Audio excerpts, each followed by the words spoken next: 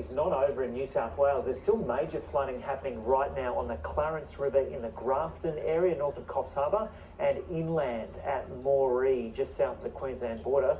The Mehi River is expected to peak this morning with major flooding. For other parts of New South Wales, the floodwaters are receding. Some residents are being allowed back in to check out the damage and start the process of cleaning up. Here's New South Wales Premier Gladys Berejiklian. Believe that most river systems have peaked. However, complacency is a concern for us. We need to make sure that everybody stays out of floodwaters. The currents are very strong, the flows are still very strong, and unpredictable flows will continue to occur in communities which haven't seen this amount of rainfall for up to 50 or 100 years. So it's really important for everybody to stay safe and make sure they stay out of these water systems. As a result, 3,000 people were able to return to their homes yesterday, but we still have 20,000 people who are technically evacuated and haven't been able to return to their homes yet. The number of people on evacuation watch hasn't changed, so there are literally tens of thousands of people on alerts. However, we are hoping that by the end of the day, that number will reduce as well.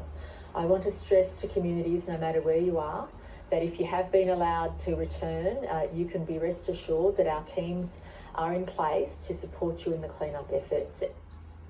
So there's major flooding at Moree right now, where parts of the region have been evacuated and floodwaters have spilled into the CBD. So that's inland in New South Wales, several hundred k's inland from the coast and just about 100 k's south of the Queensland border. Reporter Amelia Bernasconi is in Gunnedah, which is a bit further south. Amelia, g'day. So Gunnedah is a spot that's been really badly affected by the drought over the last several years. Has Gunnedah itself got much rain, and are the rivers up around Gunnedah itself?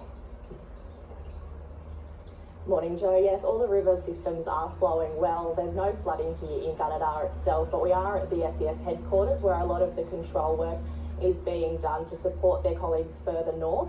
We've actually just had an update from the zone commander who says the Mehi has now peaked. It's probably going to stay at that peak for the next couple of hours, and we're not likely to see the water recede there in the Moree township for about 4 days.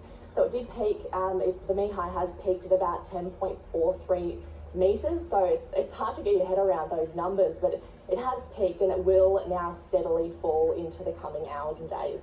And what's the SES said about the extent of the flooding in Moree there and areas around Moree? Well, they have had to evacuate about 400 to 450 people. Most of those have had friends and family that they've been able to stay with. Of course, Moree itself it's a major regional centre up in the far north of the state, but it has been cut off.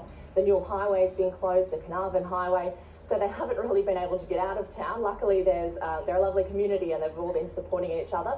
No one stayed at the evacuation centre overnight, although they have been working there at the PCYC in Boston Street to keep everyone supported and get those registrations underway so everyone knows that they are safe in that community.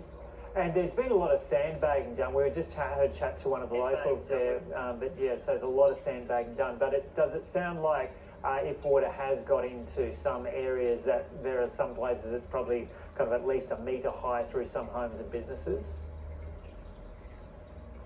Yeah, like they're a very diligent, vigilant community at Moree. They had a flood very similar heights back in 2012, so they're well prepared. They've been undertaking, like you said, sandbagging. It has come into some homes. A lot of people have been putting their furniture and items on bricks and obviously higher up in the house to avoid any damage there. But they are, like I said, they're a very tight-knit community. Everyone's been supporting each other, and we have seen some incredible vision, especially that drone vision, just to show the extent across the community. It's cut in half at the moment, but I think everyone, they know the drill. They've been heeding the warnings. The SES said they've had about 16 rescues in the last 24 hours in Moree. Some people still not heeding those warnings, and they have been driving through floodwaters, but others are just simply the water crept up on them, and the SES have obviously been there to support those residents as well. And Amelia, what about farmers and graziers who live in that area and any other little communities that might be around there? You mentioned the peak of the Mehi at Moree itself. It has just happened now and will recede from there. But are there areas downstream that there are still concerns about? There's still some flood warnings in place along the Gunnedah River. We are seeing a lot of those waters recede now. There's some concerns around the Bogabilla and Toomelah communities, which are slightly isolated to the north of Moree, but the SES has been in touch with locals. There's a big open line of communication. So if they need to act, they've got the resources there. They've been supported by the RFS, the Fire and Rescue, Police and other volunteer groups around the Moree region. People have been flying in from across the state, interstate. So they're well resourced and keeping that line of communication open to support those smaller communities as well.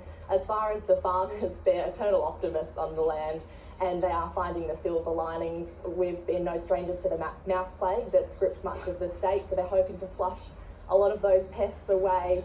It has done some crop damage. They're at the end of the sorghum harvest at the moment, so most farmers have got that crop off, but for others they're suffering quality downgrades and some losses there, but essentially it's setting them up for another winter harvest. We saw that really successful winter harvest up in the north last year give a lot of farmers the padding to get back on their feet from the drought, so they're just looking at the upsides as best they can. Yeah, Amelia, you haven't come across any mice since you've been there in Gunnedah. Have you had mice scurrying around anywhere where you are?